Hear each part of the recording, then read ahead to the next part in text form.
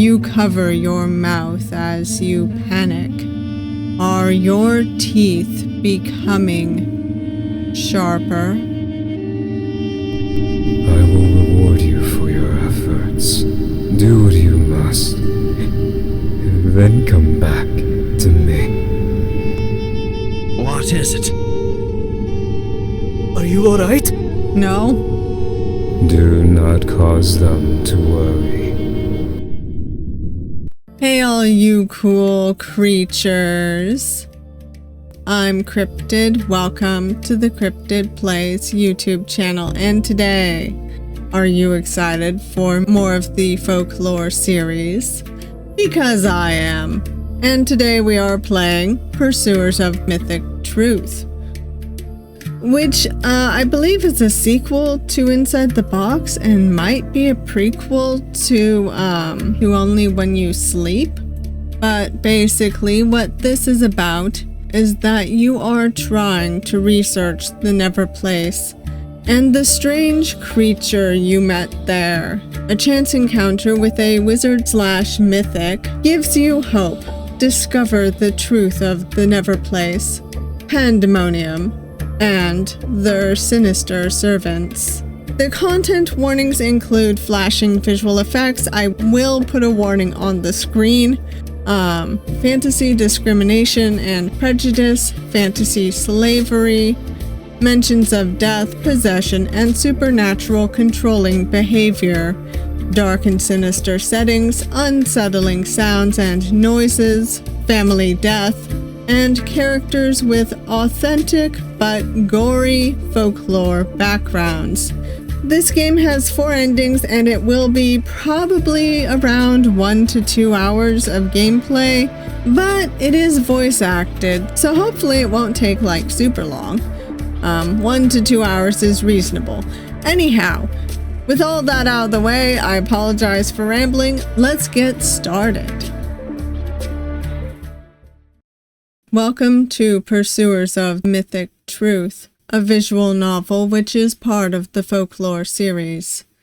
Alright, streamer mode will turn off the narrator's voice acting and allow you to voice their parts. Alternatively, you can leave all voice acting on and sit back to enjoy the story. This game was created for Mythology Jam 2024 and includes the following sensitive content.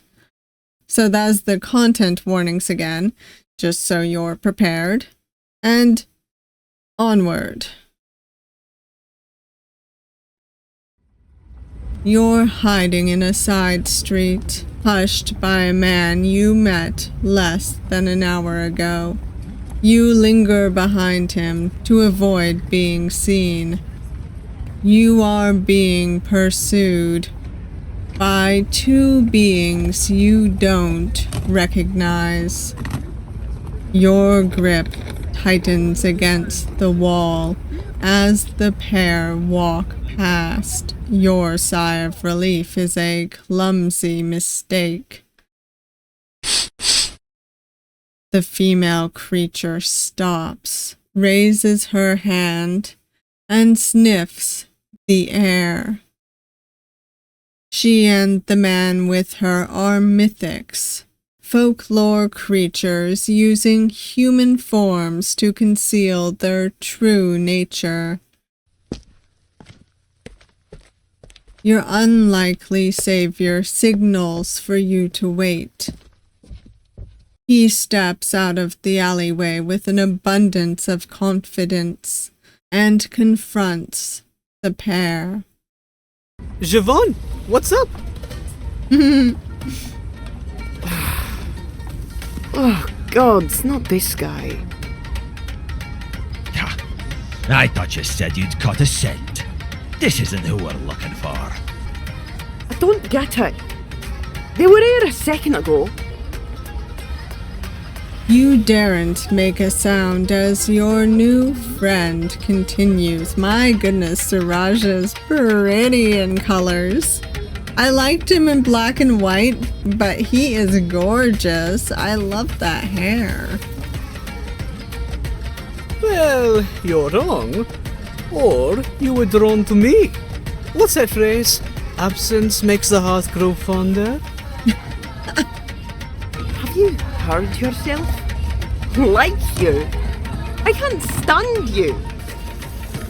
So, is there a Mythic get-together that I've not been invited to? Can I come? Please? There is no party, Legacy Defiler. Legacy Defiler. Oh, come on, Siobhan. I've told you. Call me Suraj. Or LK. Legacy Defiler is so nasty sounding. You are nasty. But I don't want your new friend to think the worst of me. He's not my friend. He's not? Oh, don't worry. I'm your friend. God, you're so desperate. So, anyway, I never expected to meet the son of the here. The male mythic is intrigued by this comment. It's rare that someone recognizes my bloodline so quickly. But I am Angus, the second son. Quite the trip from Glencoe. Whatever you're doing must be pretty important. Glencoe will do just fine without me. But you're an interesting one. Got something of the snake about you. Well, I know why, but yes. Correct. 10 points for you. I'm also a qualified arcane scholar. I do formal write-ups of family legends, the perfect gift for any ancient, overbearing, high-expectation parent, clan leader, or guardian you may have. He's obsessed. And he's raving mad. Angus doesn't dismiss Suraj right away. He appears to be trying to get the measure of him. That must be hard to get work, scholar. Mythics rarely share their legends these days. Yeah, actually, that's kind of fair. I think in modern times that it would be very, very rare. Yeah. And on top of that, I'm independent. Well, I'd have to be. I'm a mythic witch. Or, as you guys say, mixed bloodline. You know the king is with his type. Suraj's comment causes an unexpected response from Angus. He whispers to Siobhan with urgency. Which blood? Do you know his parents? Don't know the dad. But his ma is Lorna King. Lorna King! The Witch of the Grey North! She's not Mrs. Popular, but she makes a mean Kannakin pudding. Well, I don't like it myself, but anyway, my father was a Lakshmi. I'm sure you've heard of them, son of Vahir. Angus certainly has. He straightens his back. He's anxious and immediately changes his tone. Wait, does it mean something? I guess we'll find out if Suraj's family is very important. Lakshmi? A descendant of the Naga? I'm sorry, Mr. Lakshmi King. I wouldn't want to upset someone of your particular bloodline. Oh, no, of course not. Why are you being such a bootlicker? Gods! Angus ignores her spiteful aside completely, but you are wrapped in Suraj's chatter. It's hard to tell if he is a friend or foe yet. You've never heard of the Lakshmi Naga. Apologize if my American accent is still butchering pronunciations. I am trying, I'm listening to them. So I'm very, very sorry. Don't be so formal. Suraj is fine. Suraj, then. Well, we'll be going. Don't want to cause you bother. No, stay around, Angus. Angus's reluctance to fight has caught Siobhan by surprise. She's disgusted. Did you leave your balls at home? Suraj is a total loser. You could take him. I can't believe someone from the Silver Dragon... Not another word. I need to tell Peter what's happened. We're not here for Suraj, but maybe he can help. Who is Peter? Suraj continues with a light-hearted tone. I can try to. So, what's the scoop? This is no scoop. The Crooked Man's apprentice is here.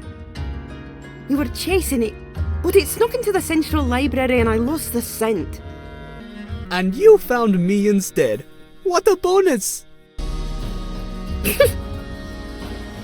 The Crooked Man has an apprentice. Get out of town. Suraj already knows that you're the Crooked Man's apprentice, but feigns surprise easily, perhaps a little too easily. Yeah, tone it down. Don't get us caught. Or do. We'll see what happens. I saw it with my own eyes. It had crooked teeth. All the better to bite you with, my dear. Crooked teeth? Is the Crooked Man offering dental implants to his apprentices? Mm-hmm.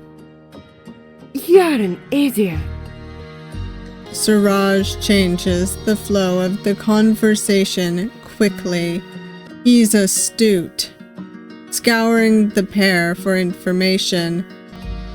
Information that you can take advantage of. Why are you looking for his apprentice in the first place? Your muscles tighten with anxiety. You have no idea why they were chasing you.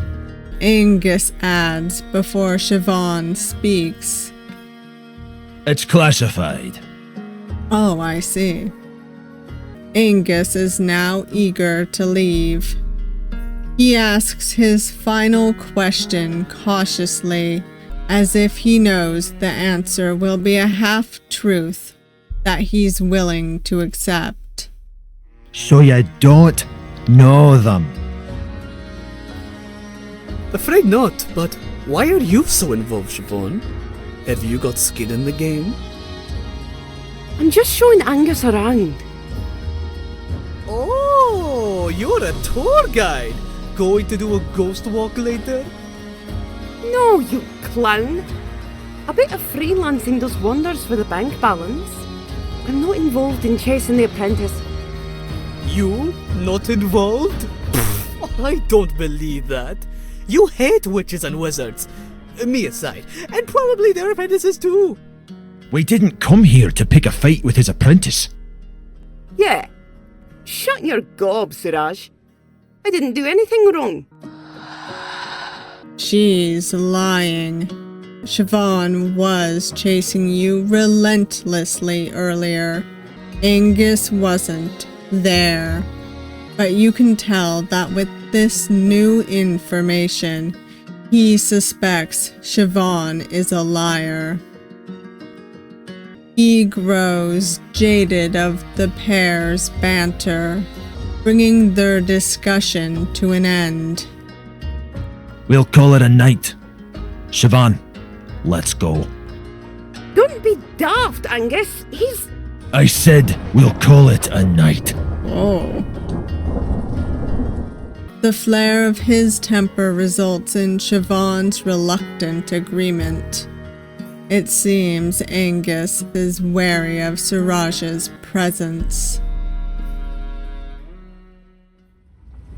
Suraj watches the pair leave, then laughs to himself. Psst! Come out. It's alright. Hit my keyboard a little too hard, I apologize. What happens if we stay hidden? Are you okay? I'm scared of you. Oh, come on. I just have an intimidating grip. I helped you out, didn't I? Ignore Siobhan. She's not bad. Just catty at times. You feel You feel a small smile spread on your face. Suraj is certainly an optimist. Alright. Let me go back. I'm scared that Siobhan will come back. Oh, I see. Don't worry. I don't think Angus will let her. Tell you what, come over to my place. You'll be safe there. Sure. I trust you.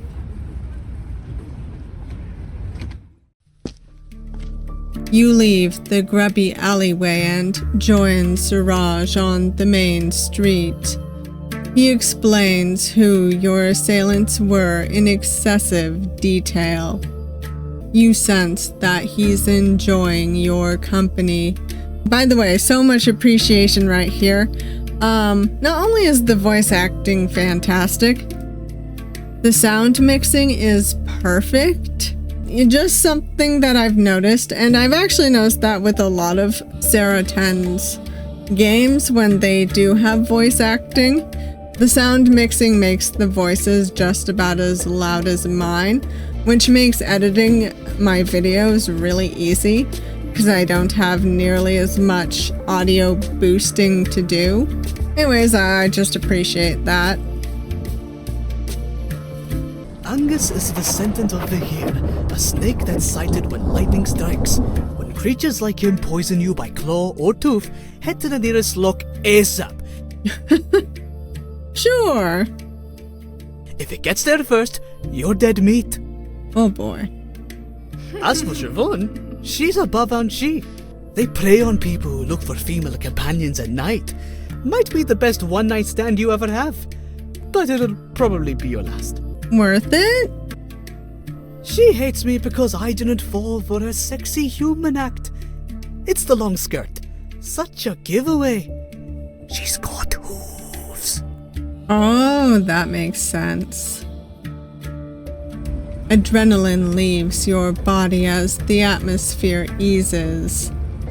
But who is Suraj exactly? Can you trust him? You ask him, and he grins. Ooh, curious.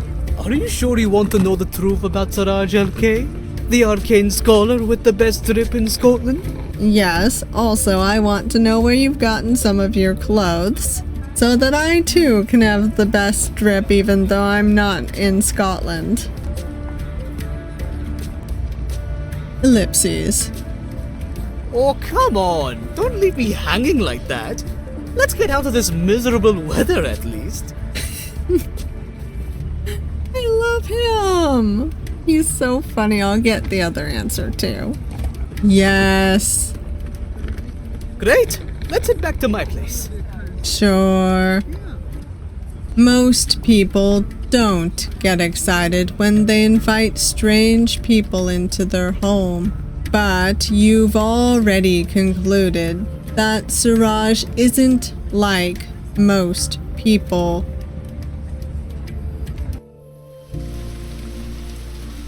So, what's your name? Why, how sweet of you to ask. What is my name?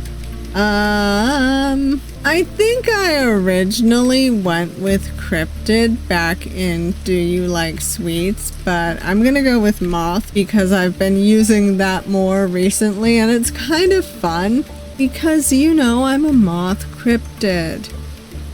Gotcha. Hi. An honor and a privilege. Hello. Thank you. Honor and a privilege to meet you too, Suraj. Mind the steps on the way up. They're a bit uneven.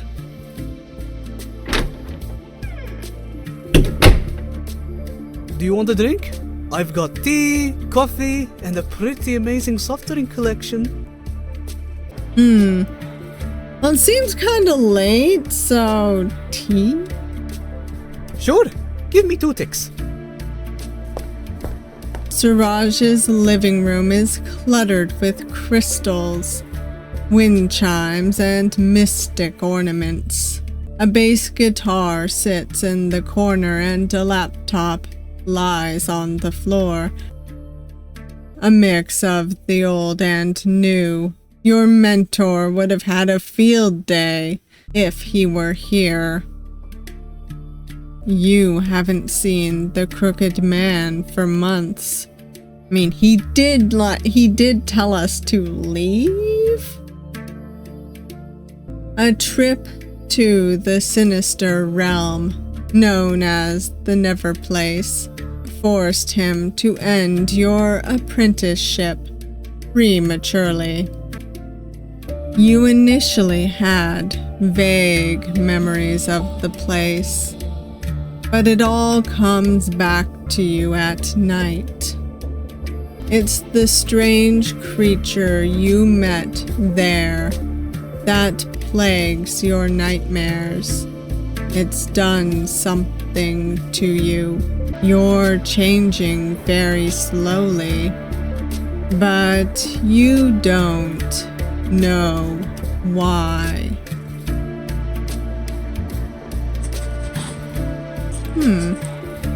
Hey, the Neverplace. Realm as big as ours, beyond the darkest shadow. This symbol. The realm of nightmares. People don't escape. Humans don't know about it.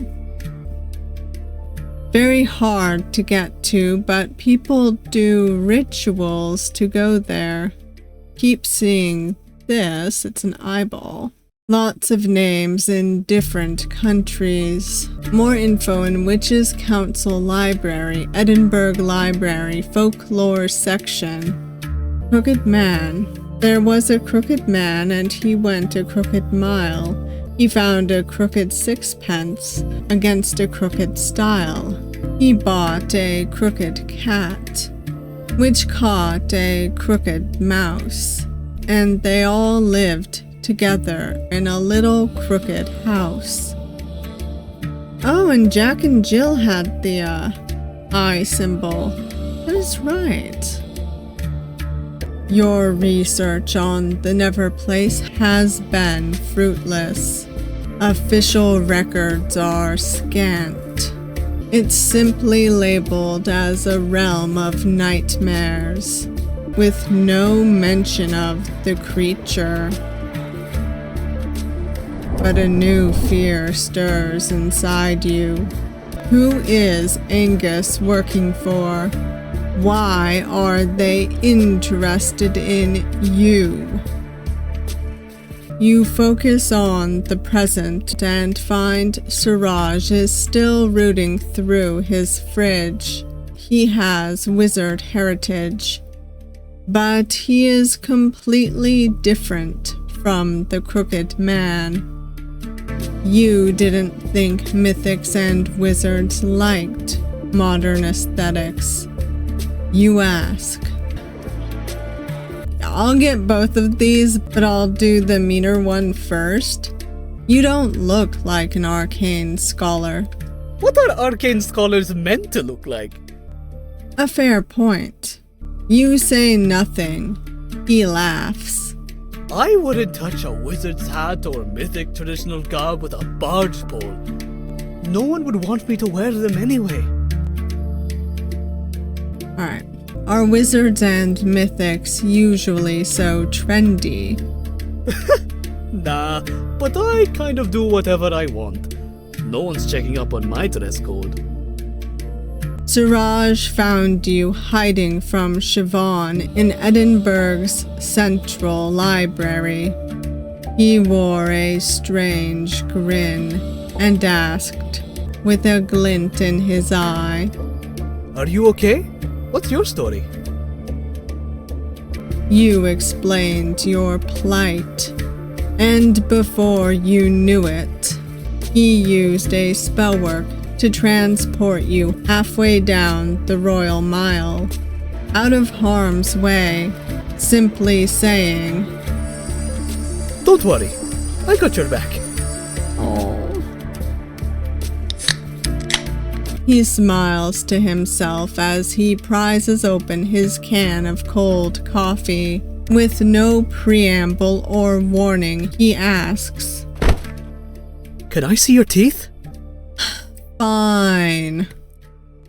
you reluctantly open your mouth and reveal a sharp and crowded collection. Suraj isn't scared. Quite the opposite. He's amazed. Back from the Neverplace with your soul and body? Amazing! It's usually a one-way trip. You said the Crooked Man helped you escape, right? You nod, closing your mouth self-consciously. I know a dragon dentist. I think they're your best bet from now on. I'll give you the number later. Thank you, I'm sure we'll need it. You hear someone unlocking the door. Oh, here he is! The epic birdman himself! Hey, Hakon! I've got a guest who wants to... Wait a minute. Is he one of the characters in a... No, he doesn't look quite right. A tall, pale man raises his hand to stop Suraj from speaking. In an instant, he is centimeters away from your face. He is a bird, Mythic. The Crooked Man has taught you that much. But due to having your apprenticeship cut short, Suraj, Angus, and Siobhan were a mystery to you. Hakon leans in as if he doesn't understand the concept of personal space, or chooses to ignore it. With a rasp, he speaks and squints at you with hesitance. A returnee of the Neverplace. How did this one escape, Suraj? Have you coaxed their story out of them yet? Hakon doesn't speak to you directly, yet Suraj replies cheerfully.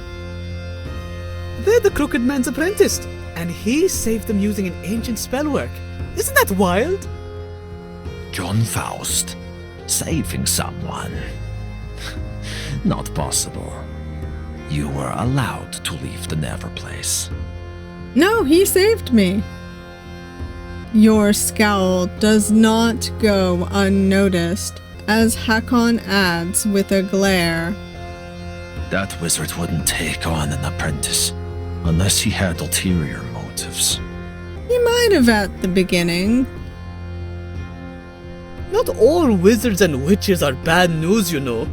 I bet the Crooked Man isn't as bad as everyone says he is. He's not. He's so sweet. Hakon's judgmental tut reveals that he is unconvinced. I reckon we should help. They've been through a lot and don't know much about mythics or magic. Let's give them a chance. Always getting involved in other people's messes. How can we help? Well, think of something. Hakon demonstrates unnatural poise as he leans against the wall. He is tense and cautious. I am Hakon Folk, of the Volraven bloodline. I thought he looked familiar. Say nothing first.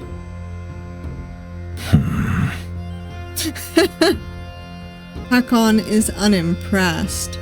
Suraj attempts to ease the atmosphere. I know Hakon looks like a suspicious dark magic wielder, but he's alright. In fact, he's my best friend.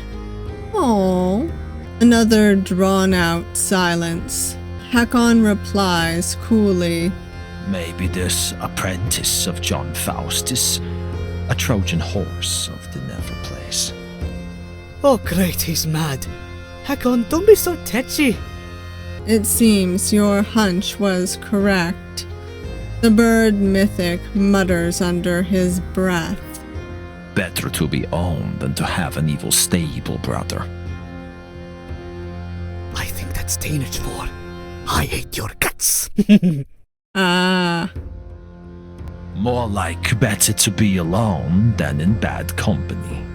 The pointed remark makes Hakon's dislike of you obvious.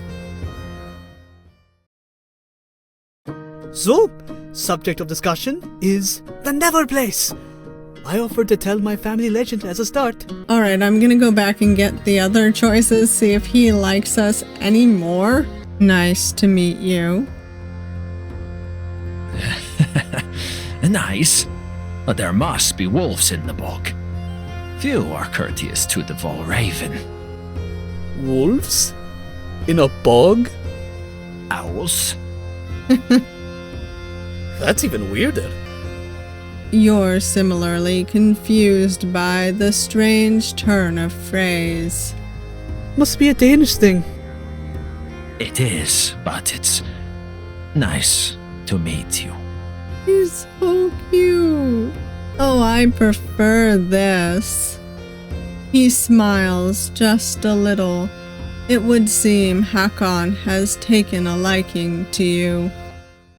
So, subject of discussion is the Neverplace. I offered to tell my family legend as a start. I am gonna ask about the Valraven, but I'm gonna stick with the nice to meet you.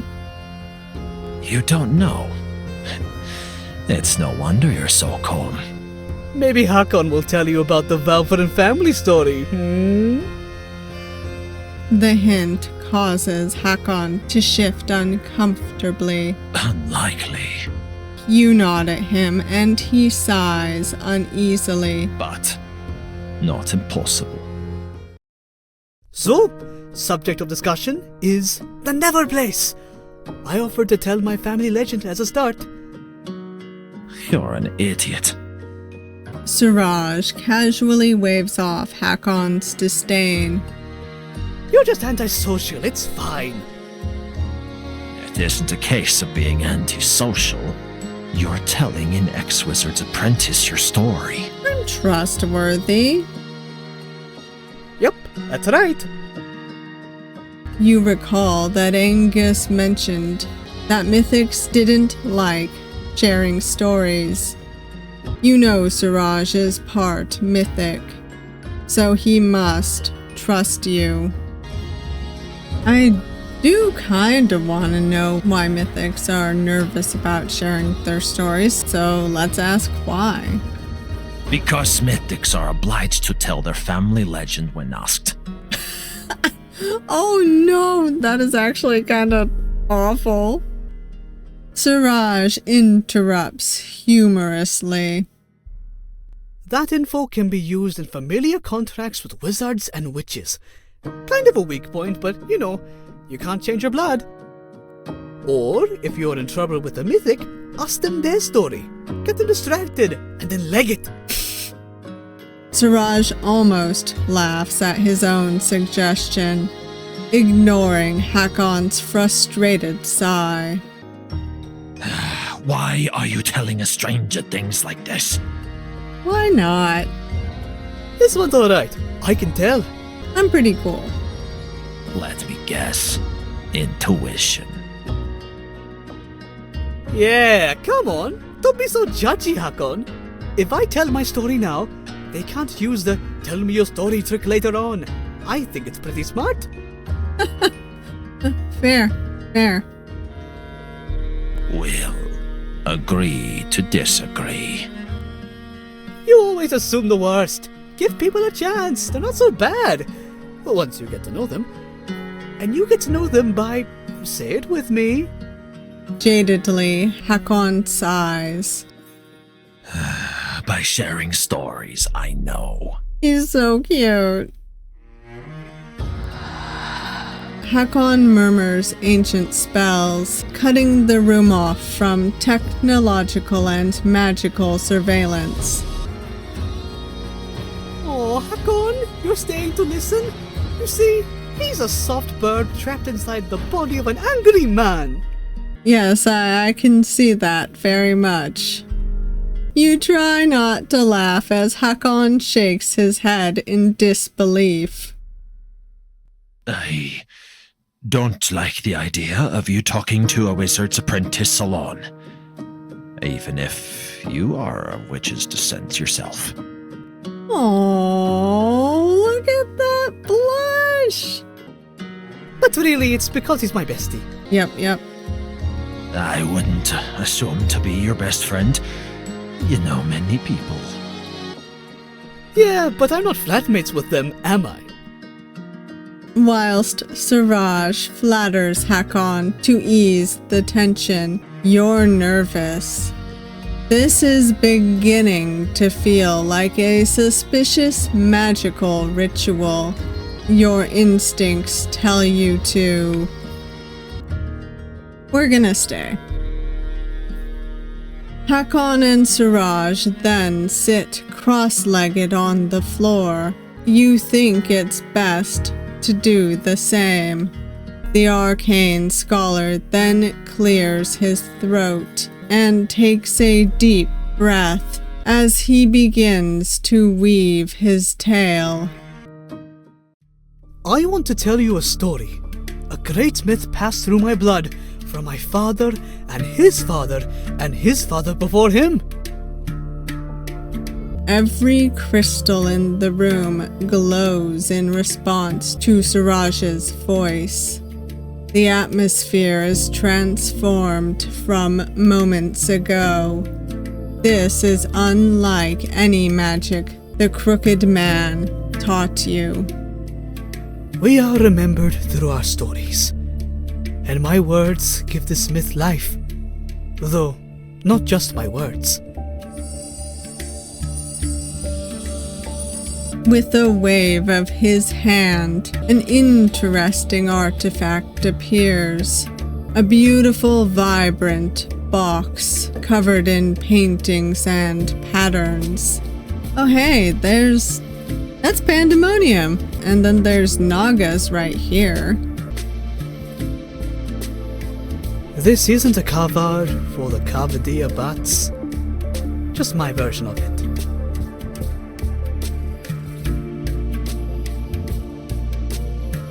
What is a kavad? Good question. It's a storytelling artifact from Rajasthan, where my father grew up. Fewer people use them in the traditional way nowadays. It's like a portable pilgrimage where genealogy and epic storytelling meet.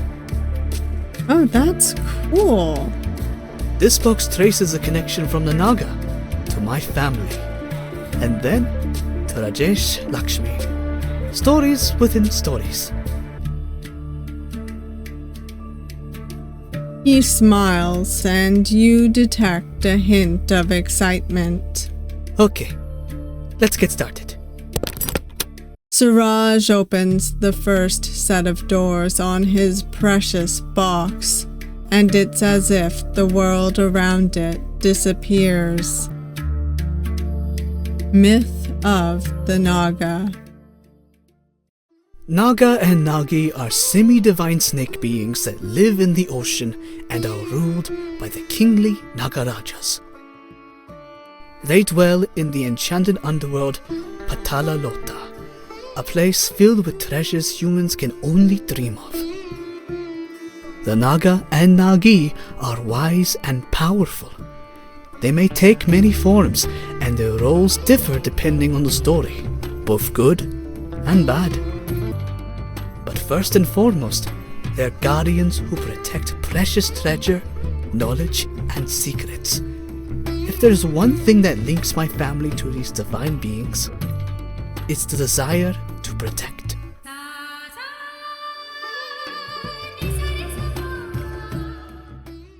The legend of the Lakshmi Mythics. My family are snake mythics, supposedly descendants of the Naga and Nagi. But there's no way to prove it. We just accept it as the truth.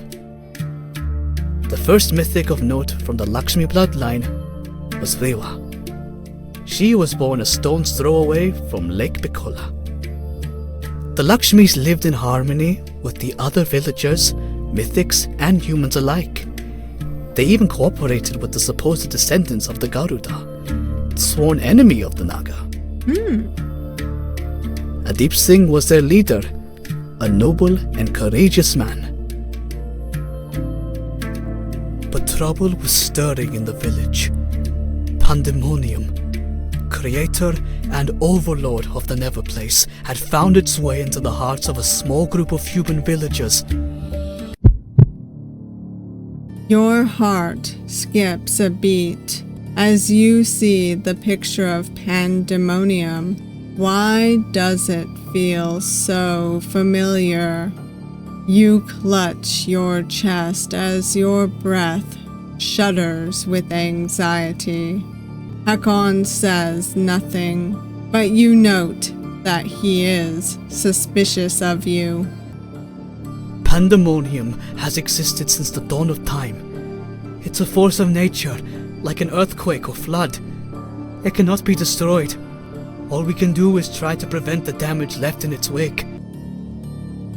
Its dominion, the Neverplace, is beyond the darkest shadow and parallel to our world. People rarely come back once they enter. Or worse, they return utterly corrupted and become pandemonic beings. You and John Faust are exceptions to the rule. Well, arguably something has happened to both of us. The small group of human villagers were known as the Doomed. Their interest in Pandemonium quickly became an obsession. Legends say that Pandemonium promised the Doomed power in exchange for a passageway between our realm and the Neverplace. They agreed, and the Indian Pandemonic Gate was erected.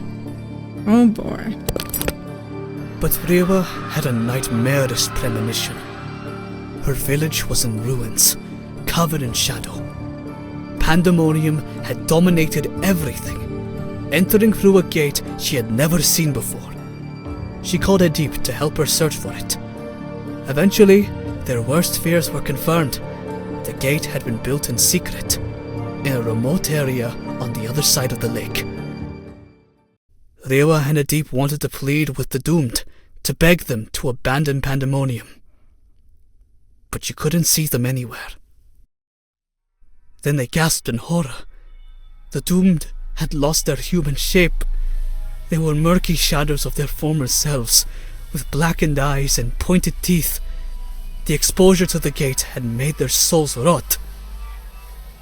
Your blood chills. Could it be? Are you becoming doomed yourself? The Doomed hurried through the gate to the Neverplace. They were untouchable. Her magic could not stop them. Rewa didn't hesitate. They were beyond saving, but she refused to let her premonition become a reality. She used her family's sacred spell, Naga's Lock, to seal the gate. Adu placed blistering flames around the perimeter, using the Garuda's flame. With that, the gate was sealed. No one could come or go. Only a voice broke through. It shook the earth and struck fear in the villagers. Such interesting creatures you are.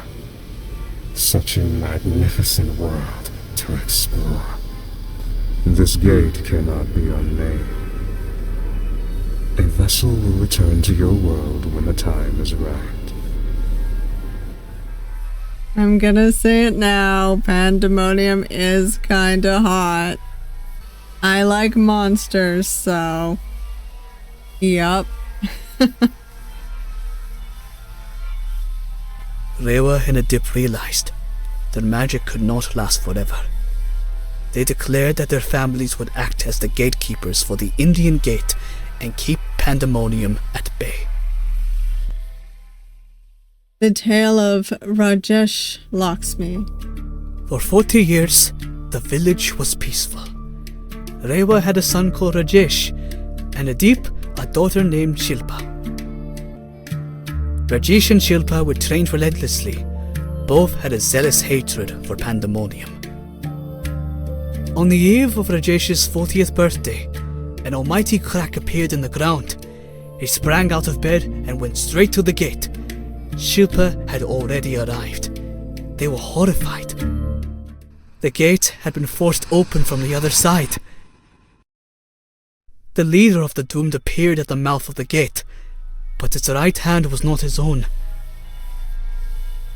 We call it Danyahath, the right hand of Pandemonium. Oh. An icy breath on the back of your neck causes you to freeze in fear. You know this sensation. It is ever present in your nightmares. It speaks. John, Suraj, you will bring them to me. Their blood is mine. Your heart pounds as anxiety takes you. You clutch your head tightly, gasping for breath. You cover your mouth as you panic. Are your teeth becoming sharper? I will reward you for your efforts. Do what you must. Then come back to me. What is it? Are you alright? No? Do not cause them to worry. I'm fine. Carry on. You resist the urge to panic. Your mind becomes dark and still. Become comfortable and utilize the powers of the Neverplace that others shy from. Your thoughts are interrupted by Hakon. You're fine?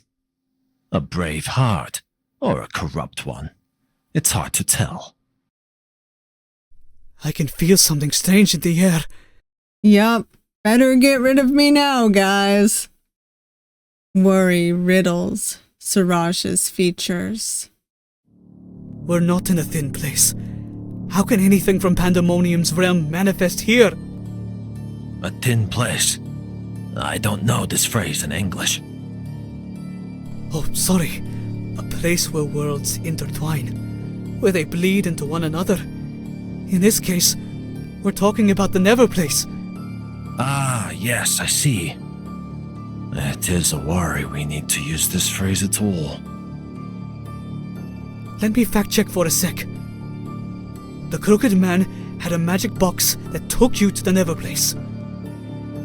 You nod as Suraj has an epiphany.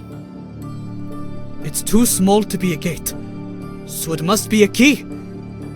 But why would he have one of those? And why would he let his apprentice use it so casually? John Faust is not the type to let this happen by accident. But that's exactly what happened. You opened the box without his permission, but that begs the question, why does he have it at all? Is your mentor good or evil? Maybe you still have a connection with the place. Maybe. Hold on, something is talking to me. As you shudder, Hakon raises his hand and chants rapidly. Ori or kora bloody blood. Ori or kora bloody blood. Ori or kora blood blood. You feel yourself calm as Suraj takes your hand and places a magic ward around you. After a few agonizing minutes, the ordeal is over. Hakon and Suraj are deeply troubled as they both gasp for breath. Stopping the voice has exhausted them both. The Mercerberg spells were all I could think of to ease that presence in the room. Ancient magic from darker days. Worry riddles Suraj's features. Is your mentor good or evil? Maybe you still have a connection with the place. Hakon's brows are furrowed with concern. We shouldn't leave this story unfinished, else it might fester and make this place even thinner. There's something sinister going on. Suraj quickly resumes. Rajesh was distraught. His mother's lock had been undone by Danya Hath. It had extinguished the Garuda flame too. The Naga descendant was impulsive. With a swing of his sword, he cut off the right hand of Danya Hath, the link to Pandemonium. The doomed one turned to dust, but the hand remained. It could not be destroyed, and it attached itself to the nearest host, and that was Rajesh himself. Hakon closes his eyes with regret, anticipating a dark ending to the tale. Rajesh unwillingly became Danya Hath. He had a new duty, to serve Pandemonium. His free will was slipping away every second. In a final noble act, he ran into the gate and locked it from the inside. Shilpa immediately reignited the Garuda flame. With all the power she had, she was consumed by the fire and perished. It's said that protecting the gate will cost every firstborn of Naga and Garuda descent their lives. If either family fails to produce a child to carry on the legacy, Pandemonium will return. The story never changes. The right hand of Pandemonium breaks through, the Lakshmi sacrifices himself by killing their predecessor and taking the hand, and the firstborn Garuda descendant dies when resealing the gate. Suraj then smiles sadly. My father, Vikram, was a proud Rajasthani. Every bit of the stereotype. He adored the kavad and the puppet shows. He ate dal bati churma like it was going out of style. No one would dispute his love for Udaipur. He adored every moment life gave him. But he was the firstborn of his generation, and destined to become the right hand of Pandemonium. Vikram was just a name to the Lakshmi family, one to add to the list of honorable dead. With his parents gone, his uncles and aunties were desperate for Vikram to have a child, but he wanted the cycle of suffering to end. On his 30th birthday, Vikram fled from Udaipur to Scotland, agreeing to become a witch's familiar. In exchange, she would have to give birth to his child. That's so sad. He agreed.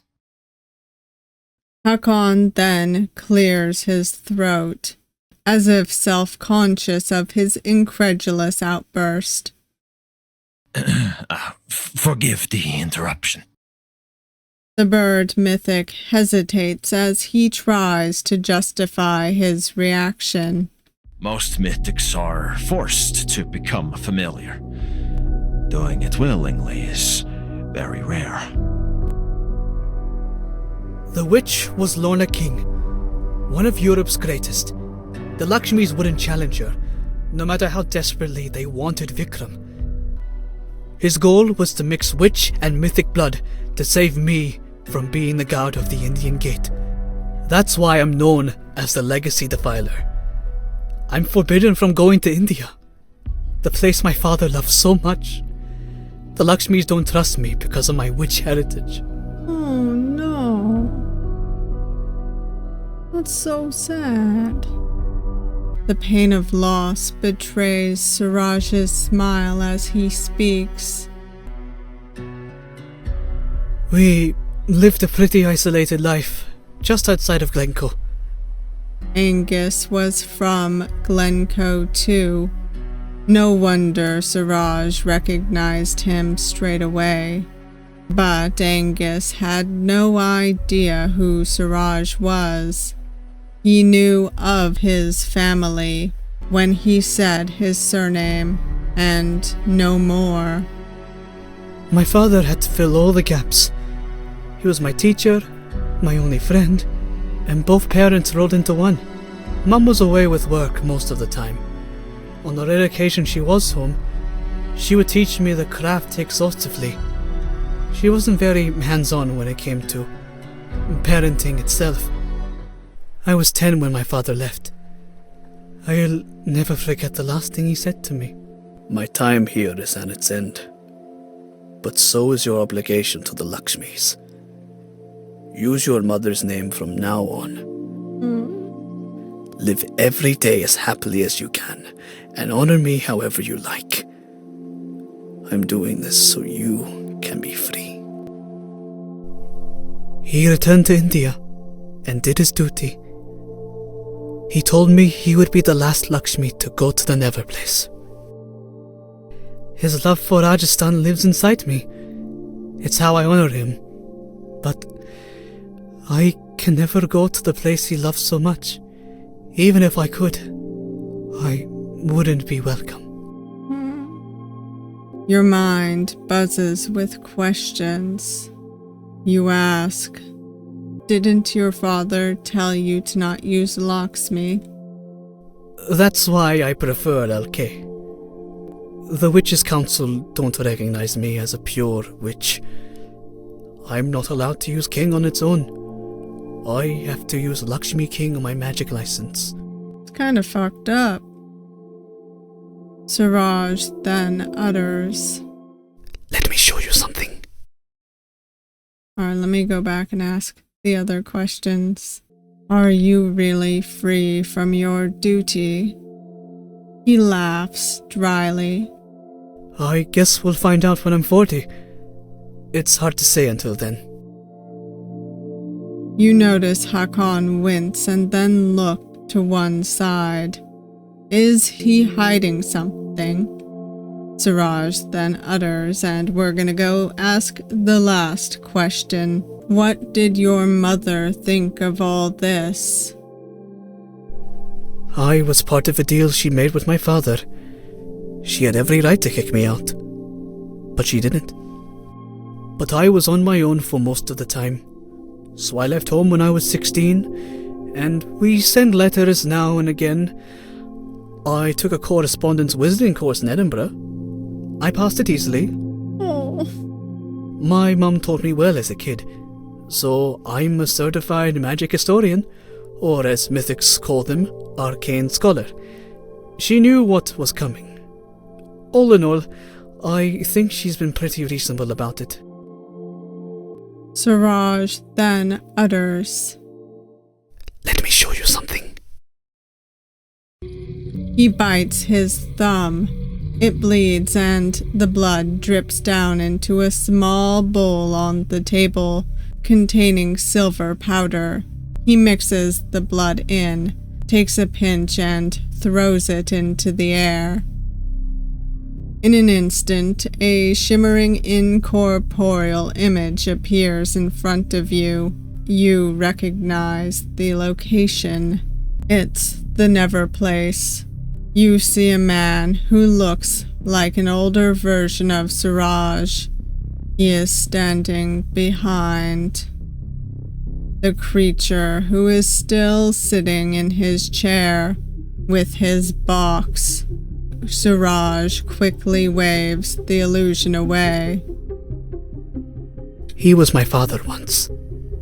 Now, he's Danya Huth. Questions gnaw at you once again. How can you see the Neverplace? My mother taught me the method, but my Lakshmi blood makes it possible. I don't think Pandemonium will care about witch mythic politics. I worry that my dad made a sacrifice for nothing.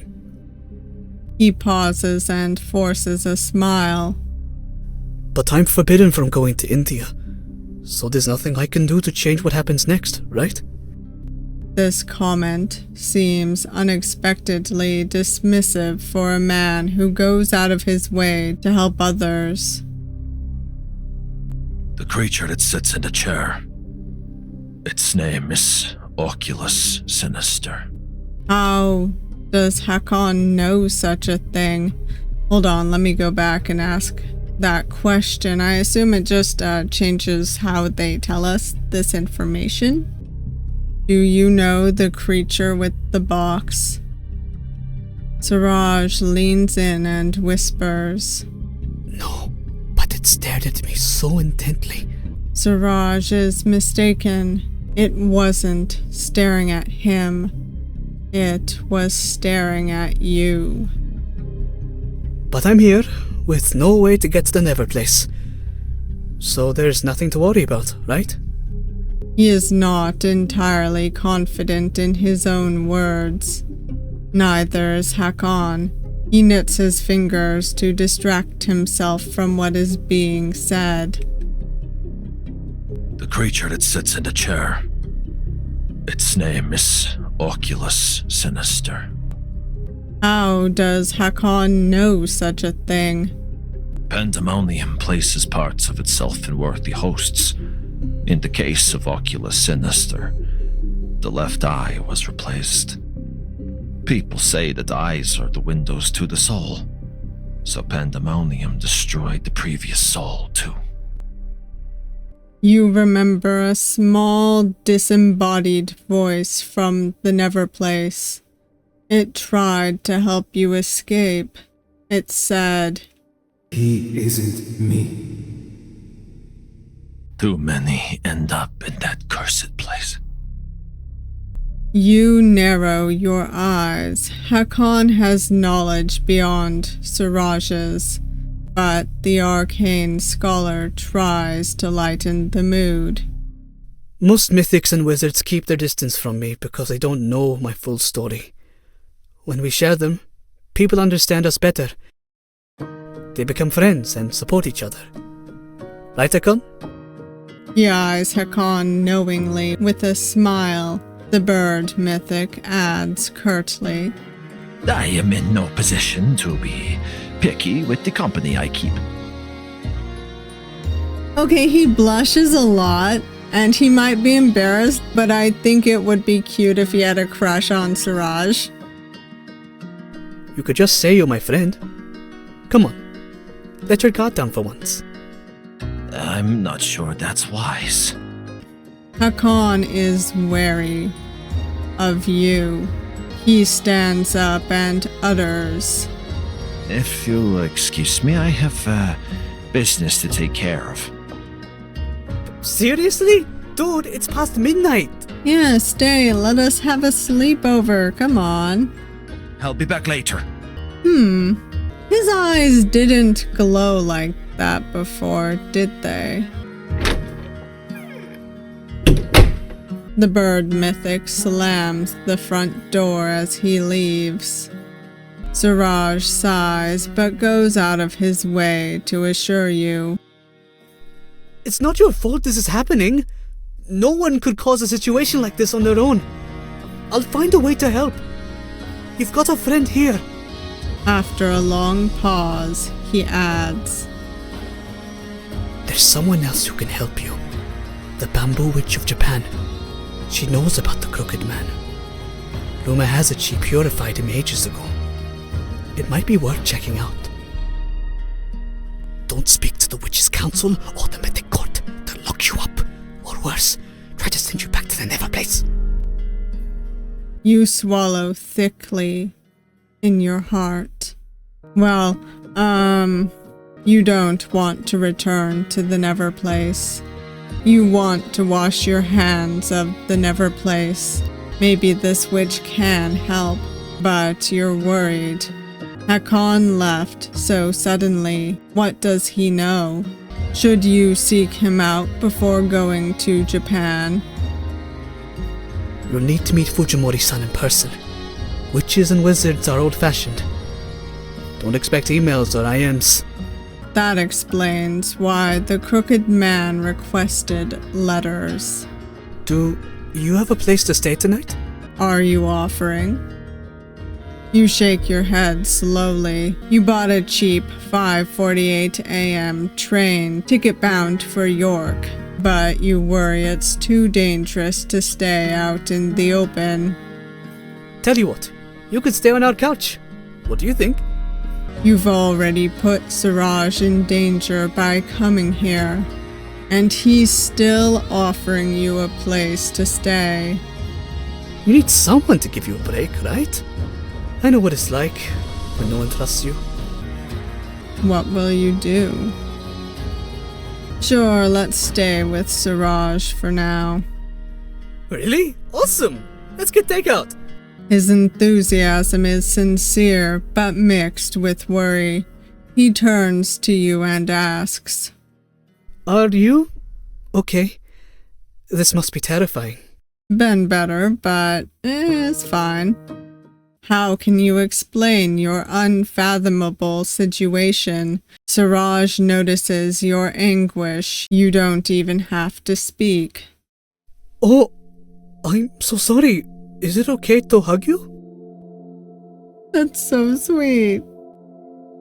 Can you hold my hand? I sure can. Oh.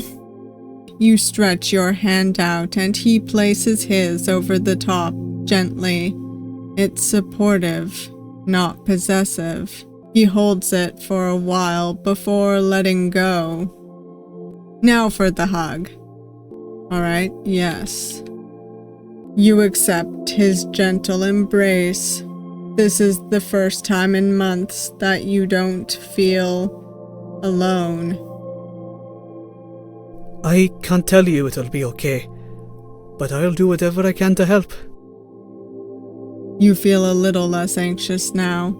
Suraj smiles and then speaks with passion. I get why Mythics don't want to share their stories, but we're doomed to repeat the mistakes of our ancestors if we don't, and our traditions will be lost. He looks at his box fondly. I want to live in a world where people can be proud of their traditions, where they're curious about experiences different from their own, where they can be vulnerable with those they trust, and authentic. Even after all this time, Hakon won't tell me his story. I just wish he wasn't so scared of it. Scared? What does Hakon have to be scared about?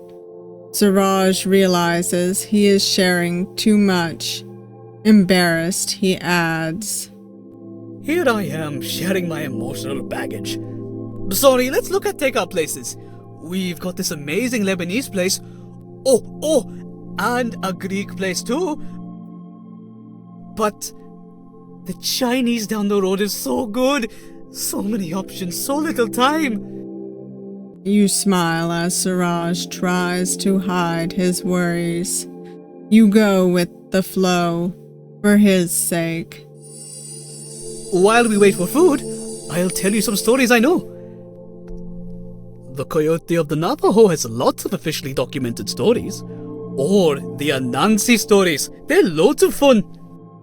I've actually heard a few of those. I mean, I live in the US, so... kinda makes sense, right? You let Suraj choose the stories and the food. It's obvious he enjoys your company. He cares about people, not just their stories. He regales you with humorous, amusing, and thought-provoking tales. Maybe he could be a genuine friend one day. You both talk until the early hours. Man, we should go to bed. You don't want to miss your train. We've got blankets and cushions under the sofa. I'll leave you to it. So, good night. I've really had fun, you know. You smile as he goes to his room. Staying here any longer could put him in danger. You should leave first thing in the morning for his sake. A surprisingly good sleep helps you recover some energy, but you can't stay here.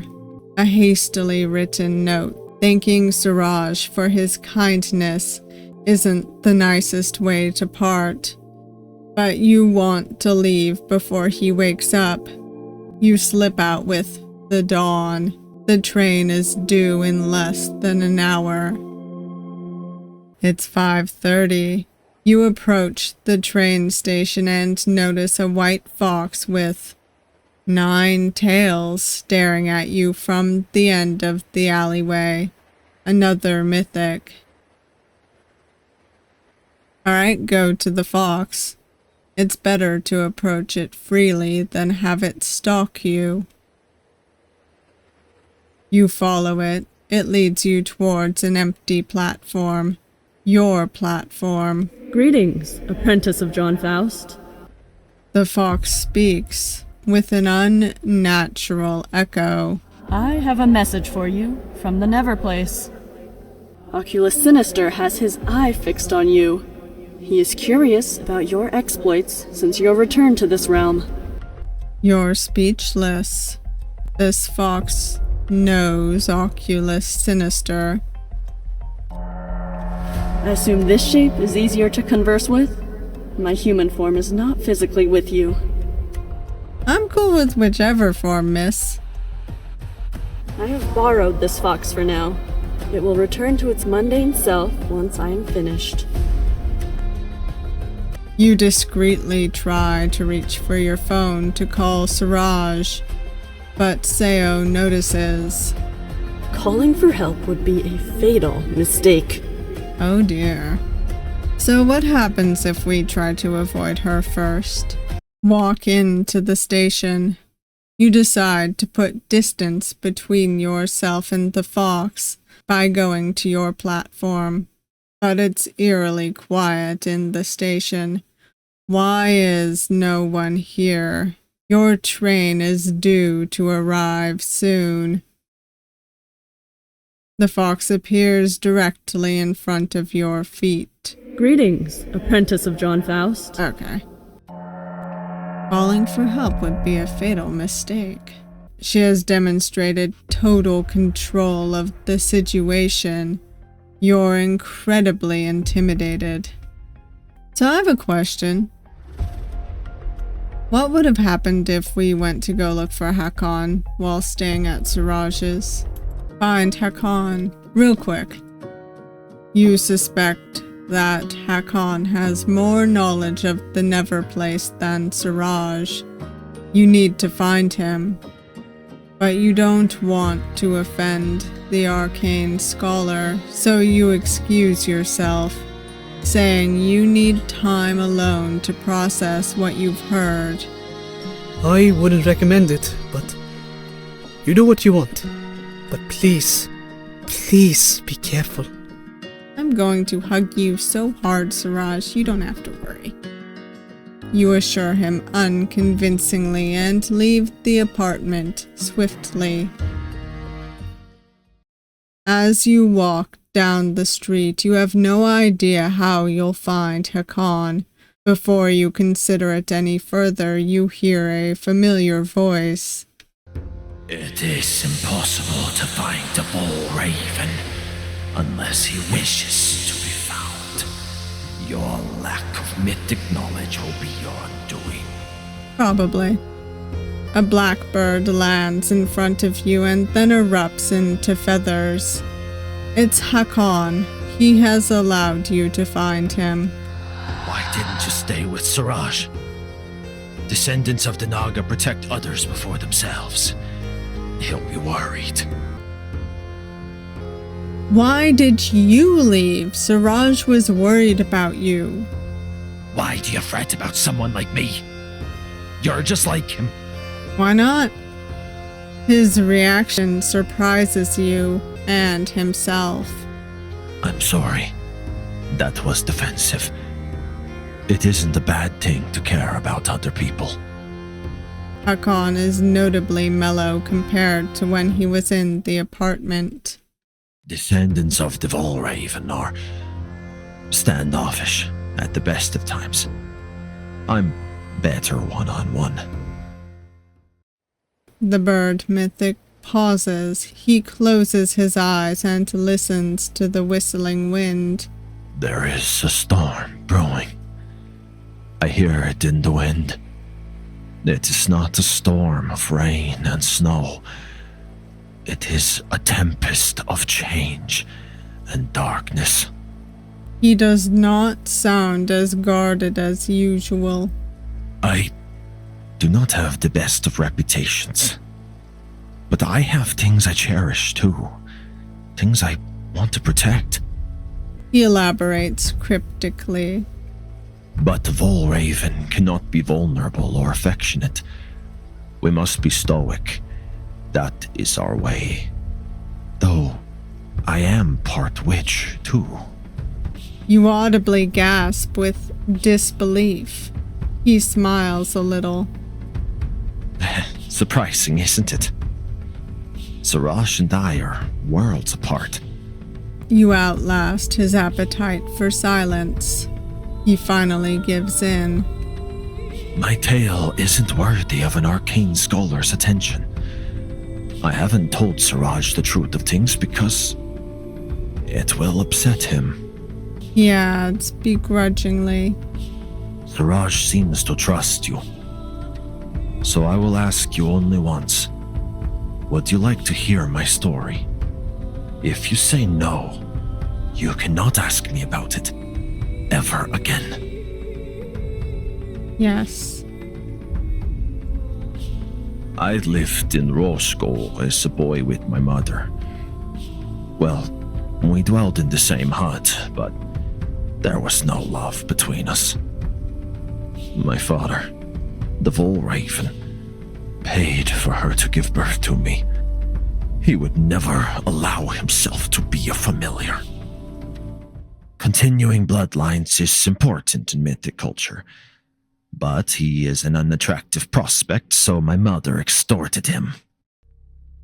He left when I was a baby, and my mother would gladly tell others what a burden I was and pleaded for pity. But one night, she pleaded too loudly, and I was kidnapped, taken to a Mythic market to be sold. Poor guy. Mythic market? Yes. They're illegal, but Mythic familiars can be purchased on the arcane road. Witches and wizards will find that the trade is alive and well in that horrible place. Now the other one. You were sold? I was 13 when I was taken, and I lived on the arcane road for about a year. I spent that year wondering, why would my father want to have a child and then let me suffer on the arcane road? That's why I try so hard to be as true a Volraven as I can. Maybe then I'll be worthy of his attention. No, affection. Who cares about your father, sir? You're worthy of Suraj's affection and mine. I was fortunate. A witch acquired me, brought me to Scotland only to reveal she was a Mythic equalist and wanted me to be free. Oh. She's protected me for years, and even now, she's like a mother to me. She taught me enough magic to help me gain a license. I can never be a familiar again. I still struggle to trust people, but I know she would want me to warn you. He then pauses. But there are some circumstances that are beyond my control, and my Mythic obligations are absolute. His obligations. The heaviness of his voice makes your skin crawl. You must leave Edinburgh as soon as you can. Someone is looking for you. If Suraj gets caught up in this, I will never forgive myself. Hakon flinches. He hesitates and looks nervous. I'm sorry. I can't stay any longer. I'm needed elsewhere. Before you can ask him any questions, he is gone. You sigh to yourself. You'll have to pass the time alone in an all-hours fast food restaurant until your train is due. Aww. While I love getting the information, that's kind of messed up. Poor Suraj. I'm gonna go back to my save where we stayed with him. Who are you? I am Soyoung, guardian of the Korean Pandemonic Gate. I am pleased to make your acquaintance. She does not hesitate to answer. She does not see you as a threat. In a moment of clarity, you remember what Suraj told you. How do you know about me? I work for a client most prestigious. Questions will not loosen my tongue. Her aura is intense. She will not be swayed. But who is her client? Is it the same person who sent Angus? In a moment of clarity, you remember. Ask, what is your family legend? I'm flattered, but I am over 1,500 years old. I am a myth. I am a legend. Your words can't snare me. Fair enough. Smoke clouds your eyes. Perhaps you do not know of my kind. When a fox lives for 1,000 years, its longevity is rewarded. I am a Gumiho. I have seen the rise and fall of many dynasties, human and mythic alike. But I have endured because I have a purpose that will never expire. I do not gatekeep in the modern sense of the word. I encourage truth, no matter where it leads. Stories should be witnessed firsthand. They can all too easily be distorted with wordsmithing and bias. Your truth lies in the Neverplace. John Faust will be there soon enough. It's his destiny. Oh dear. Gumiho, leave them alone. You're startled. A raven comes down in a flurry of black feathers. Hello, Hakon. Hakon Falk. An unexpected interruption. Your eyes clear as Hakon stands in front of you protectively, shielding you from her bewitchment. This is no concern of yours. It is my concern. Your father advised me to relay this message personally.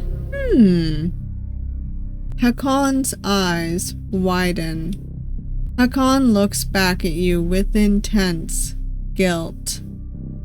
Neither of them deserves to go to the Neverplace. This is not your decision or mine. They must both pursue the truth, wherever it leads. But as a messenger of the Neverplace, you cannot interfere. A messenger. Seo notes your shock and adds, He and I do not enter the Neverplace, but Hakon must relay messages to his father, Oscar Falk, Pandemonium's faithful advisor. Oh.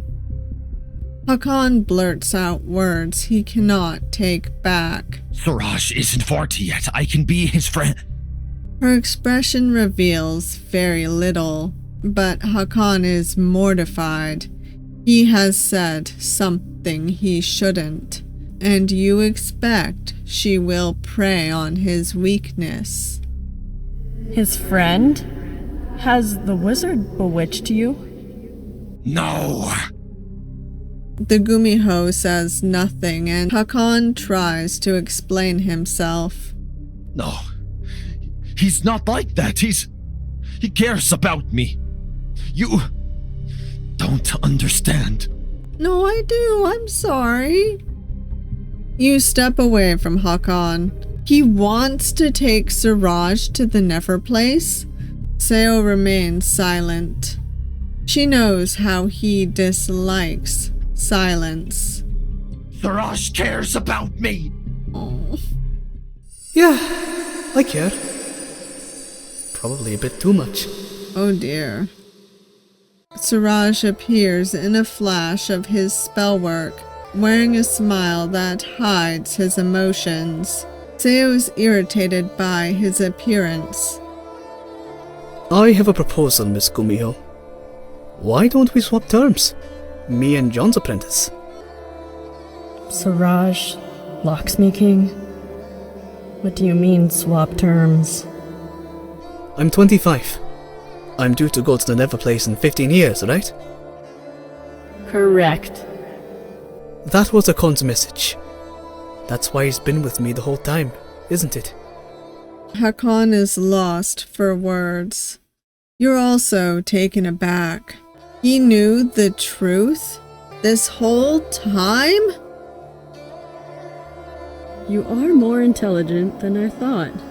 Yes, you must fulfill the Laxmi duty, regardless of your witch blood. Pandemonium welcomes you to the Neverplace. Okay. I accept the message that Hakon was sent here to relay. I knew you were trying to protect me by hiding the truth, Hakon. You're such a softie, aren't you? Mm-hmm. No. Suraj, what are you saying? Seo, take me to the Korean gate. I want to make a deal with Pandemonium. No. So this is how he gets there. Oh no. I'm not gonna cry. I'm not gonna cry. No! Don't do this! Hakon's stoicism is gone. He is shaking with emotion. Hakon, I made this decision myself. But I want to go to the Neverplace. That's exactly why I'm taking your place. You wanted too much. This isn't just about you. It's about all of us. Find a way to fix yourself and save the Crooked Man. Save him? From what? A formal request for a deal cannot be refused. I will bring you. The stoic Valravan's voice is little more than a whisper. Don't leave me. No! Alright, let me go back real quick. Please don't go. I have to. If I go now, you'll be safe. That gives us all a better chance, because you're special, you know? I'm special? A formal request for a deal cannot be refused. I will bring you. Don't leave me. I wanted to believe we could both make new stories with better endings. And maybe you can, if I do this. Why do I deserve a better ending than you? Suraj smiles and says nothing, holding tears back. I'm not. I'm crying. Hakon tries to conceal his anguish too, but it's impossible for him. Don't throw your life away for me. I'm not worth it. Seo, I'm ready.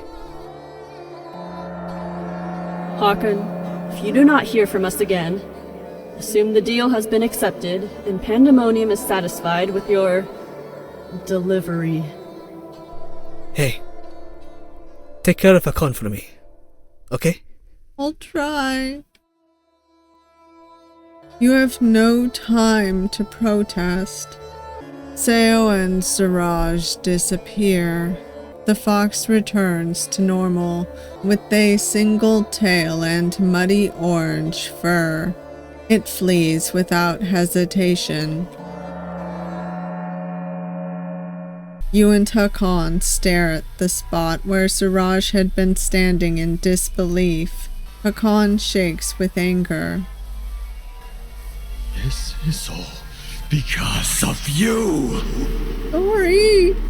He rages with hurt and guilt. I was never going to relay his message. I was going to let him go and accept the punishment from Pandemonium in his place. Because that's what friends do for each other. But he's also your friend. He told me wizards and witches were good people.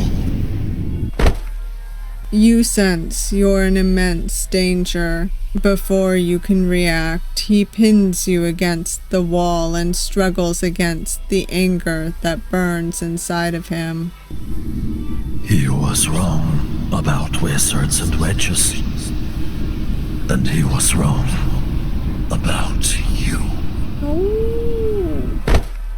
He throws you to one side in an attempt to show you mercy. Unceremoniously, the humdrum of daily life begins. A train slowly moves on to the platform. It's your train. Hakon turns away from you and whispers venomously, I'll free Suraj myself. Don't try and help me. You've done enough damage to last a lifetime. I'm sorry. He snarls with frustration, becomes a raven and flies away.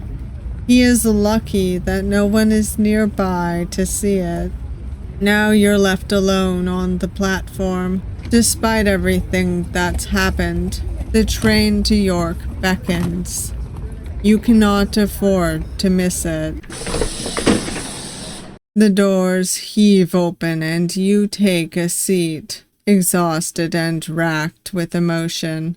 By the way, I feel like I've maybe done all of this story out of order. Well, I don't think it matters what ending we get in which order, but I think we're going to be getting a lot more story stuff. What are you meant to do now? Did Suraj perish for your sake? Should you go and find the bamboo witch?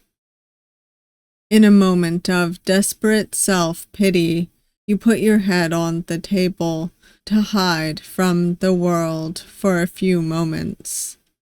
All you wanted was to find the crooked man.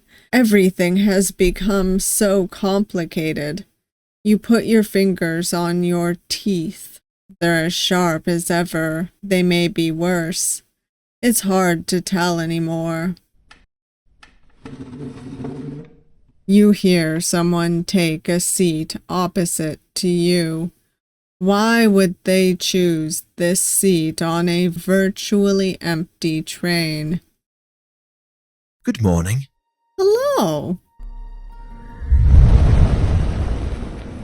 Despite his human shape, his mythic presence is massive, bigger than anything you've encountered before.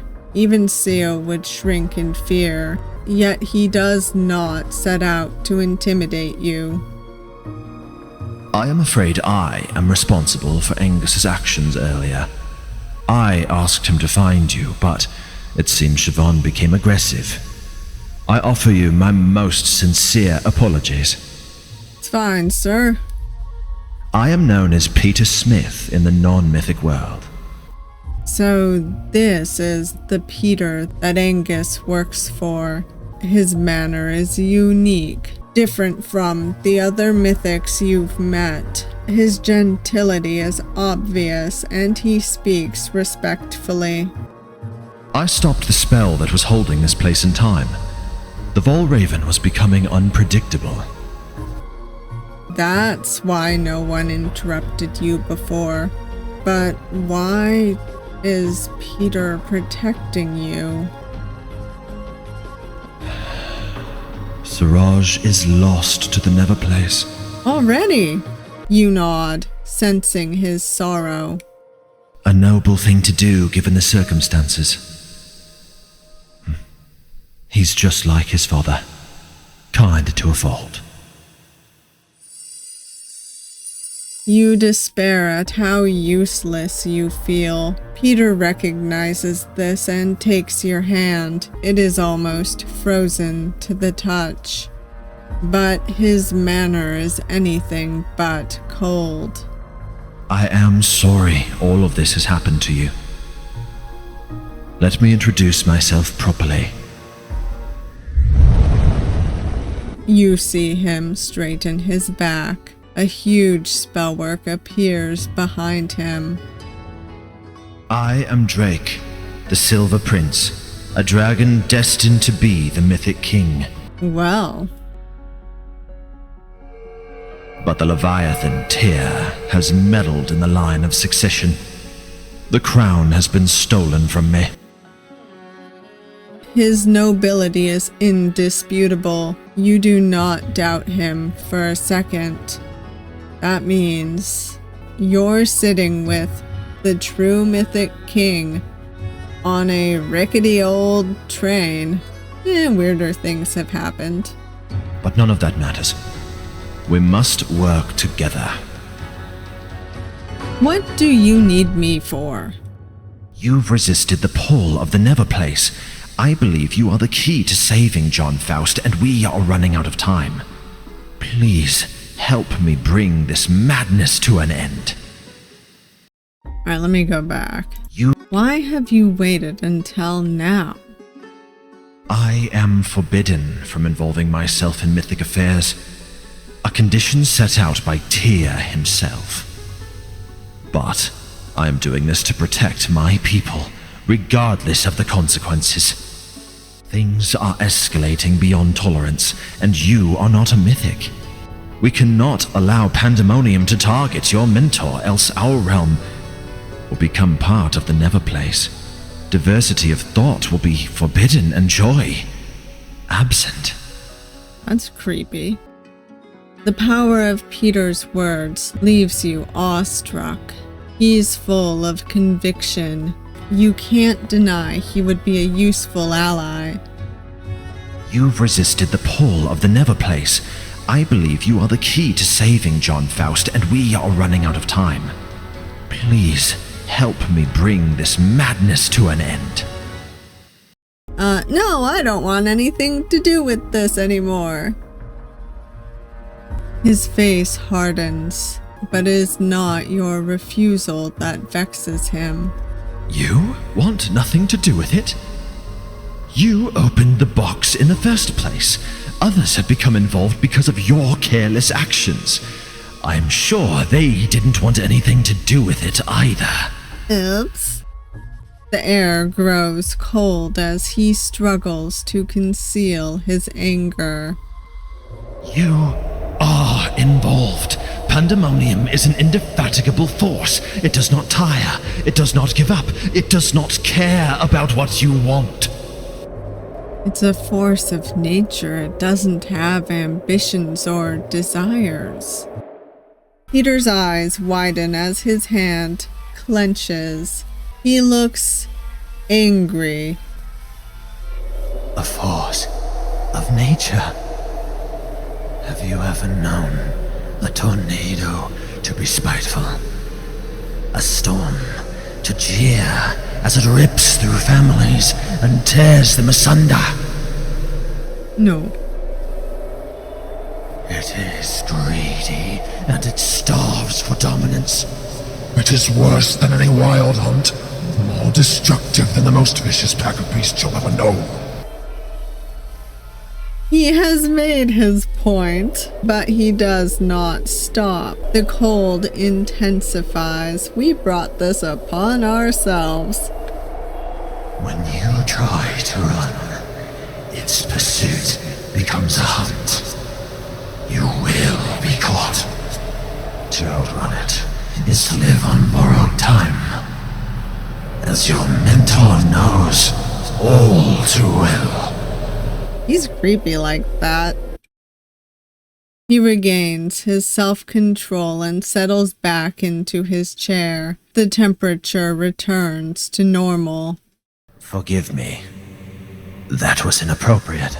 Nah, you're good. I shall leave my contact details behind in the event of a change of heart. Email, instant message, text message, or phone call is fine. I have moved with the times. If you are in danger and no one else can help, call me. I will not abandon you. Hopelessness is a debilitating thing. Be safe. You blink and he is gone. A business card remains on the table in front of you. Peter Smith, founder of the Silver Dragon Company. You turn the card over and a message is written in cursive style. Call me when you are ready. Despite your mixed impressions of him, you can't dismiss him outright. Help is hard to come by in times like these. Ending 4, The Prince's Invitation. To be continued and only when you sleep. Let me get that other answer and then I am going to get the other endings before the one where we say we'll help him. Tell me your story. He takes a deep breath to calm his temper. He looks disgusted that you dared to ask. My uncle was the great draconic mage Dracane. I cannot be compelled by a failed apprentice of the Crooked Man. His eyes pierce through you. Do I command so little of your respect? To think that you'd try and snare me with such a feeble trick. He composes himself and adds, But I suppose you are frightened. I will forgive you this time. Do not test me again. Fortunately, he has calmed himself down. I shall leave my contact details behind in the event of a change of heart. Email, instant message, text message, or phone call is fine.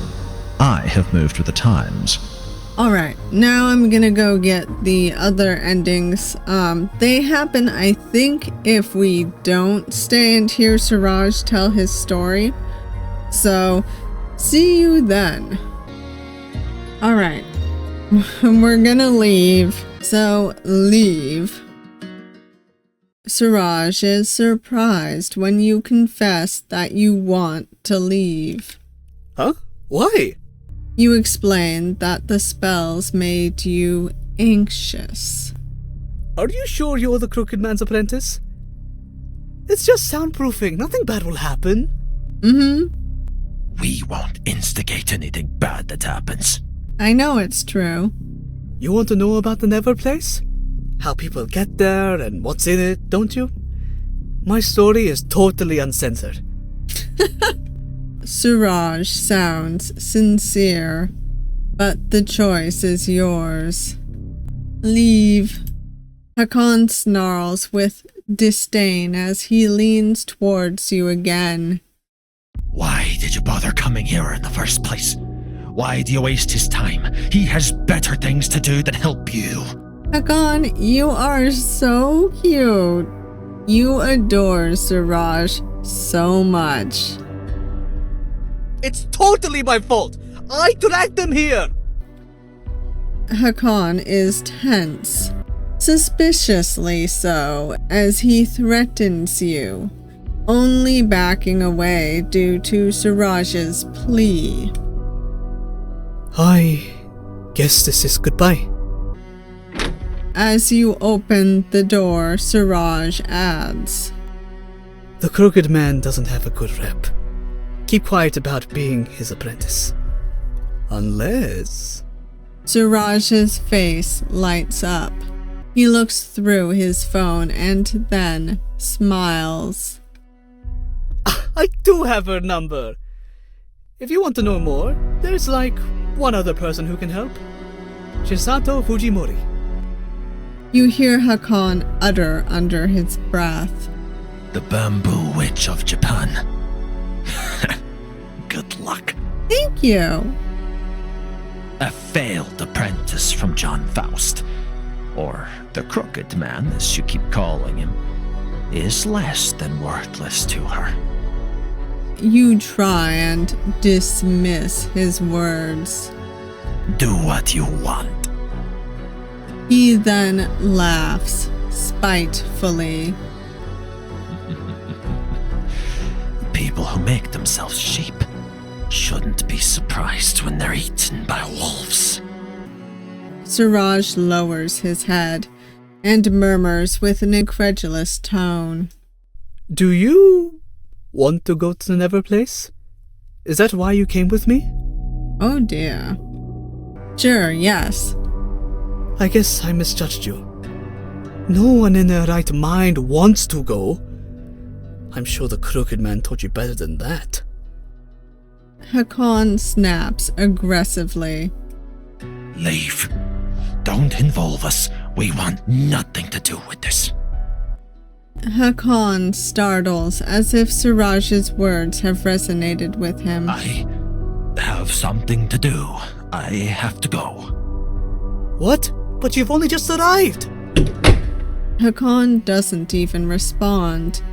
He slams the door as he exits, leaving Suraj utterly perplexed. He doesn't usually take off like that. What's gotten into him? It's my fault. I'm gonna go back and do the other answer real quick. No. Then you have to be careful. Don't let the allies of the Neverplace find you. The Neverplace has allies. Your facial expression reveals your confusion. I don't think Angus was a bad guy, but he had motives that we don't know about. Hakon startles as if Suraj's words have resonated with him. I have something to do. I have to... What? But you won't... Hakon doesn't even respond. He slammed the door as he exits, leaving Suraj utterly perplexed. He doesn't usually take off like that. What's gotten into him? After a deep breath, Suraj forces a smile. You get a sinking feeling in your stomach. Perhaps you've made a mistake. I've read so many tales like yours. People thinking they can go it alone. They all end the same way. He takes a piece of scrap paper from a nearby table, hurriedly writes something and hands it to you. Here's Fujimori-san's full name and number. That's all I got. Thank you. Goodbye, and good luck. See you again? You wear a guilty smile and wave uneasily as you leave the apartment. If I see you again. Your trip to Edinburgh has turned into an unmitigated disaster, but you're desperate to catch the 5:48 a.m. train and return to York. But it's only 11:45 p.m. You'll have to pass the time in a less than stellar 24-hour fast food restaurant. No. A voice causes your blood to freeze. No one is talking to you or nearby. So who owns it? All you require is nurturing and a better understanding of your purpose. A nostalgic sense of dread hangs over you. The Neverplace aches for your return. Your absence is agonizing. Come home. We're worried about you. Somehow I doubt that. You're almost convinced, but it feels a little too sincere. You don't recognize this voice at all. You long for answers. We can tell all you want to know. Why you are so special to us. I'm sure. There is no distraction. You can't hide from the honeyed, compelling words. Your anxiety towards the Neverplace is a learned reaction. Come to us willingly, and you can live a life free from fear. Your perception of the world changes. It's nothing but a thin layer. You could tear it and reveal somewhere else hiding underneath. Reality blurs. You see the street and the Neverplace simultaneously. The clamor of society ravages your mind. You're a slave of consumerism and societal expectations, trapped in a mundane world. But you can be so much more. An alien sense of claustrophobia takes you. You feel trapped. This realm is too small. You need to go back. Discover the true power of the Crooked Man. Tear down the mediocrity that keeps us apart. A hand lures you to step forward. It comes from nowhere, suspended in the air, but it doesn't trouble you. It's covered in patterns and markings. They're familiar. You strain your eyes to focus. Just a little more. Let me guide you. A spellwork appears abruptly. You recognize it as two chaotic children tumble out. Oh! Why did I have to go first? The kids, Jack and Jill. I needed a cushion. That's why. You blink. The enigmatic voice. The hand. The Neverplace. It's all gone. Staring off into bloody space, I see. Hello? Is anyone home? Nope, sorry, no one's here. Do we look familiar? Get it? It's a joke. Because we're the boss's familiars. Yes, you look very familiar. I remember you. The lonely brain cell in your head must have worked overtime to come up with that. I mean, maybe. But still. It's the Crooked Man's familiars. Jack and Jill. The Red Cap twins.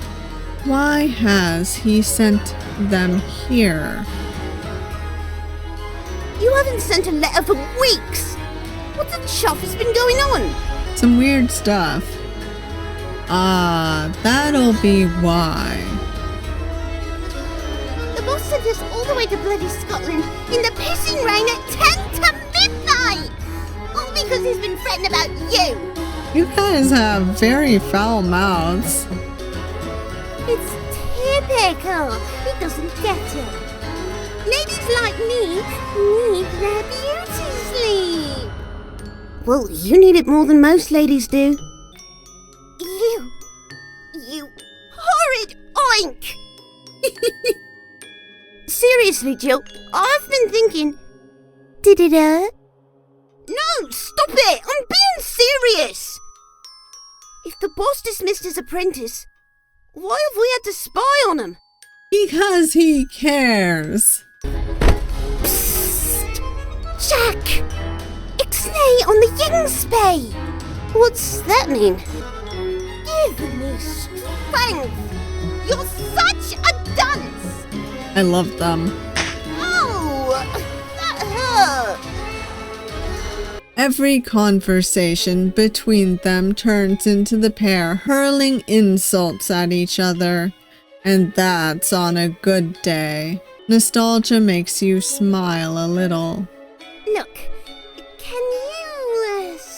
travelling around? You're like a bloody flea. Yes, stay in York. It's much easier to spy on you when you're not going to dodgy places. You don't seem to understand the magnitude of current events. She's right. The boss is worried about pandemonium, and who gives a toss about Pandasaurus Rex? I'm talking about my bake sale. Oh, God, no. I need to get my own back on that annoying pixie Bonnie and their adorable but irritating hedgehog Martha. It's typical. Bringing a pet for the pity vote. Hiding their lack of skill. It's classless. That's what it is. What do you know about class? Ow! That hurt! You're single-handedly destroying my bake-off chances by being so bloody selfish! Aren't you being selfish by... Whatever you were going to say, Jack? You're wrong, like always. Now come on! Get through this bloody spellwork and stop gallivanting! You're going to get yourself killed at this rate. Jill tries to communicate that she's worried, but she does it in the most obnoxious way possible. If nothing else, she's true to form. But you were so close to finding the Neverplace. Should you stop now? Let's follow Jack and Jill first. Going back to York for free will save you much needed money for the trip to meet the Bamboo Witch. You realize the Crooked Man must be concerned for your well-being. Otherwise, he wouldn't have sent Jack and Jill in the first place. The spellwork melts into the air as you pass through, and the familiar streets of York welcome you home. But your early departure from Edinburgh cost someone else their life.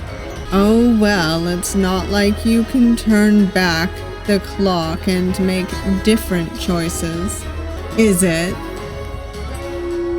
Ending 1, a premature departure. Oh, we're gonna turn back the clock and make all the choices. Alright, try and return to the Neverplace.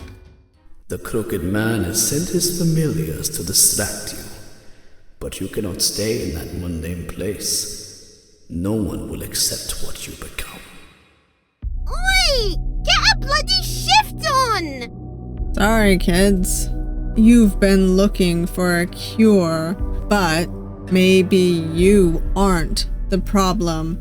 It's this realm. You don't fit in anymore. Are you alright? Nope. You've been dismissed from your apprenticeship, and you'll be persecuted as your symptoms become more apparent.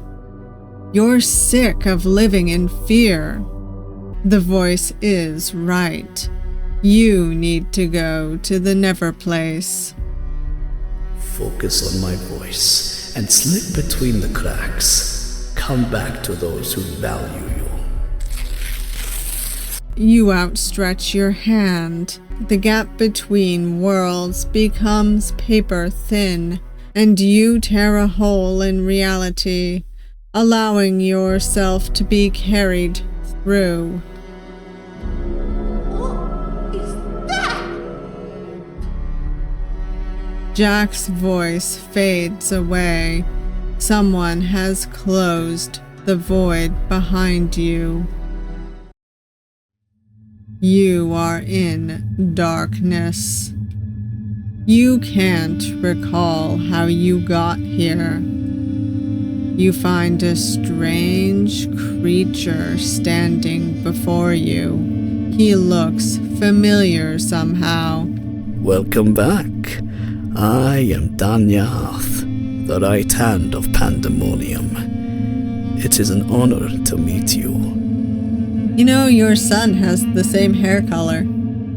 The man bows to you with the deepest respect. Where are you? You strain to think of where you came from, but your memory reveals nothing. We have waited so long for someone like you to come back. Oculus Sinister will be delighted. He was so disappointed you left us last time. Well, was he? Was he? He and I are not alike in our manner, but rest assured, we are part of one body, working together. He then whispers to you. But we're trapped behind gates, unable to cross between the realms. You can come and go. That is a magnificent ability. He looks at your crooked teeth with intrigue. Yes, I think you're exactly where you're supposed to be. Now come. Oculus Sinister will be most pleased to see you. Ending 2, the beginning of your end. Alright, time to get the final ending. We tell Peter that we will help him. Firstly, I want to say I want to, but I'm scared. You wince, expecting a mocking response, but the dragon is surprisingly understanding. Yes, I should expect you are. We are dealing with unimaginable forces of chaos and calamity. I will do all I can to protect you. I hope that is enough. He realizes this is not an absolute assurance, but he has been honest with you. Are you compelled to help? Yes. With relief, he sighs. We must all be brave in times like these. Even me. Thank you for putting your doubts aside. We will do our best. Together. I believe it is time we caught up with the bamboo witch. She may be able to help. Take my hand and hold tight. The journey may be a little cold. As your eyes close instinctively, you take a deep breath. With a jolt of cold and a gust of wind, you are enveloped in Peter's spellwork. Ending 3, seeking the bamboo witch. Alright. So these final 2 endings on the train lead us to only when you sleep. Good to know. Alright, before I do the outro, I just want to do my shout out real quick. Thank you so much to my channel members. I truly appreciate your support. It helps this channel grow, it helps the videos keep coming, and it helps me. So I appreciate it. And now on to the outro. That was Pursuers of Mythic Truth. It was great. Obviously it is a sequel to Inside the Box and a prequel to Only When You Sleep. And I loved it. Suraj was delightful, by the way. And I liked Hakon. I understand why he was so upset. But in general, I love these characters. I love this story. But anyways, this was wonderful. So, if you made it this far, thank you all for watching. I hope you enjoyed this video, and if you did like it, please hit that like button. And if you want to see more of me, please subscribe. I upload videos 3 times a week, and I hope to see you all next time. Bye.